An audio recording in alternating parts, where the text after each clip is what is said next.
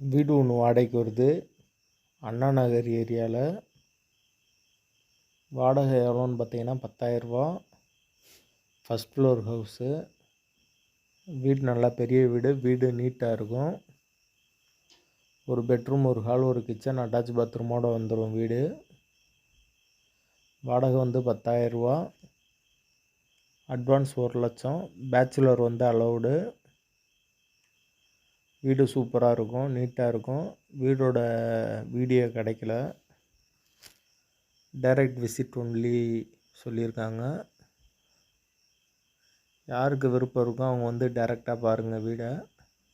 வீடு கண்டிப்பாக பிடிக்கும். பெட்ரோல் சார்ஜ் 100 ரூபா வாங்குவோம். கமிஷன் 1/2 மாதம் வாடகை வாங்குவோம்.